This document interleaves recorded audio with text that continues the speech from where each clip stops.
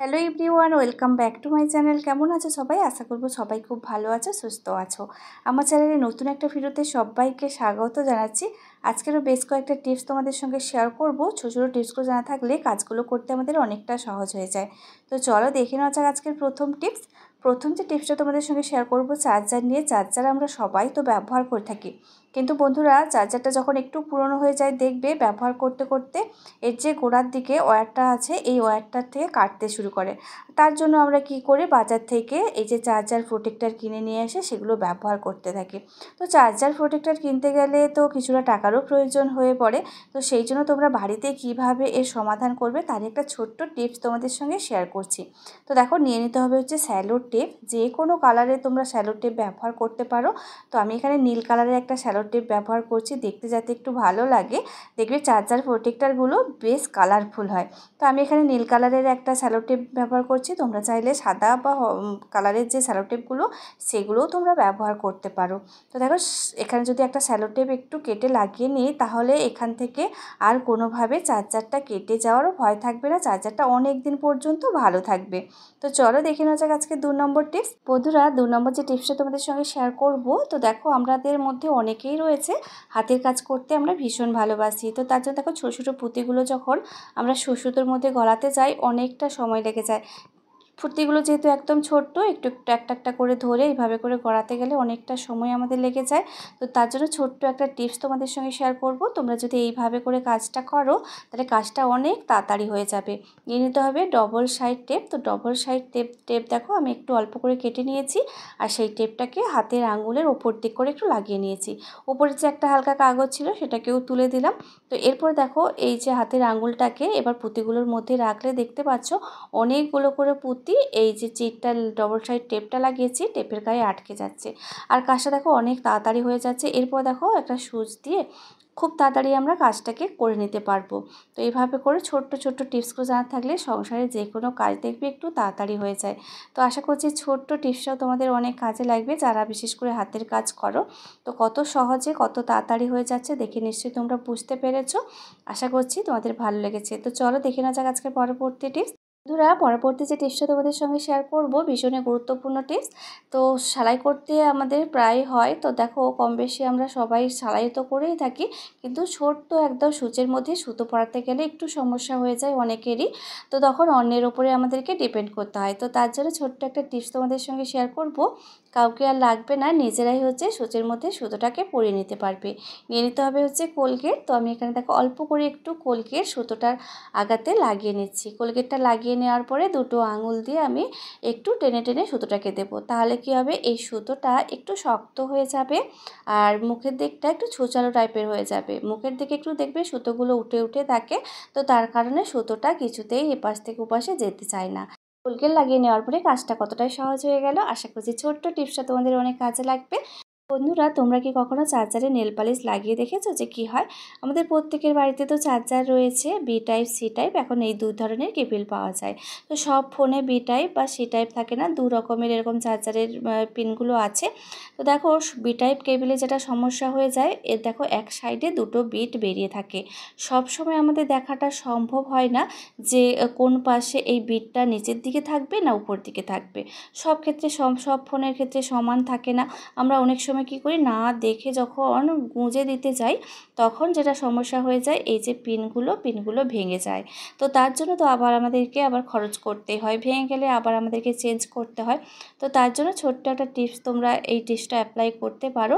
তোমরা nail polish দিয়ে একটু দাগ করে রেখে দেবে, তাহলে আমাদেরকে চার্জার যখন আমরা চার্জ দেব তখন আর আমাদেরকে খেয়াল করে দেখতে হবে না যে বিটটা উপর দিকে থাকবে না নিচের দিকে থাকবে। একটু যদি আমরা এইভাবে করে নিশানা দিয়ে রেখে দিই তাহলে খুব সহজে চার্জার আমরা দিয়ে দিতে পারবো। যেহেতু এটা আমার সি টাইপ কেবিল লাগে এই ফোনটাতে, তো সেই জন্য বি টাইপ কেবিলটা তো ঢুকবেই না, তো আমি তার জন্য দেখাতে পারছি না। তোমরা এইভাবে করে যদি একটু চিহ্ন দিয়ে রেখে দাও তাহলে চার্জ দিতে গেলে আর আমাদের এই ভুলটা হবে না। খুব সহজে নেল পালিশটা তো চোখে পড়বে, আর চোখে পড়লেই আমরা বুঝে যাব যে নেল পালিশটা কোন দিকে রেখে আমাদেরকে ফোনটা চার্জ দিতে হবে। তাহলে কাজটা আমাদের অনেকটাই সহজ হয়ে যাবে। তো চলো দেখে নেওয়া যাক পরবর্তী টিপস। দেখো বন্ধুরা, বাজারে কিন্তু সবজির দাম অনেক, আর এই সময় যদি একটু কিছু সবজি নষ্ট হয় তাহলে সত্যিই গায়ে লাগে, সেই সময় অনেকগুলো টাকা আমাদের নষ্ট হয়ে যায়। তো টমেটো বাজার থেকে আনার পরে দেখবে খুব বেশি দিন এগুলো ভালো থাকে না, নরম হয়ে যায়, নষ্ট হয়ে যায়। বাজার থেকে টমেটোগুলো কিনে আনার পরে তোমরা ছোট্ট একটা কাজ করবে, অল্প করে জলের মধ্যে কিছুটা লবণ তোমরা গুলে নেবে। এই লবণগুলা জলের মধ্যে টমেটোগুলোকে 5 মিনিট ডুবিয়ে তোমরা এইভাবে করে রেখে দেবে। 5 মিনিট রেখে দেওয়ার পরে জল থেকে তুলে নেওয়ার পরে যে ভেজে গেছে টমেটোগুলো, ভেজা টমেটোগুলোকে শুকনো একটা সুতির কাপড়ের মধ্যে এভাবে করে রেখে দেবে। তারপর দেখো টমেটোর গায়ে যে জলগুলো লেগে আছে না, সেই জলগুলোকে তোমরা খুব ভালো করে মুছে নেবে। ভেজা টমেটোগুলোকে কোনোভাবেই তোমরা রাখবে না, খুব ভালো করে জলটাকে শুকনো করে নেওয়ার পরে এবার টমেটোগুলোকে তোমরা সংরক্ষণ করে রাখবে। দেখবে টমেটোগুলো অনেক দিন পর্যন্ত ভালো থাকবে। এভাবে করে যদি টমেটোগুলোকে রেখে দিই তাহলে টমেটোগুলো অনেক দিন পর্যন্ত ভালো থাকবে। এরপর দেখো যেই জলটার মধ্যে আমরা টমেটোগুলোকে ধুয়ে পরিষ্কার করলাম, এই হলুদ গোলা জলটা এটাকে অন্য কোথাও ফেলবো না, ফেলবো হচ্ছে কিচেন সিঙ্কে কিংবা হচ্ছে আমাদের ওয়াশ বেসিনের মধ্যে। তাহলে কি হবে, এই ওয়াশ বেসিন বা কিচেন সিঙ্কের যে পাইপটা রয়েছে, পাইপের মধ্যে ছোটো ছোটো পোকা আরশোলা বাসা বাঁধে, সেগুলো কিন্তু অনায়াসে মারা যাবে। কিচেন সিঙ্ক বা ওয়াশ বেসিনের এই পাইপটা একদম ক্লিন থাকবে। তো চলো দেখে নেওয়া যাক আজকের পরবর্তী টিপস। শশা অনেক সময় তেতো লাগে, তেতো হওয়ার কারণে আমরা এই শশাটাকে খেতে পারি না, তখন আমরা ফেলে দিই। তো তার জন্য তোমরা কি করবে, শশার যে গোড়ার দিকের অংশটাকে কেটে নেবে।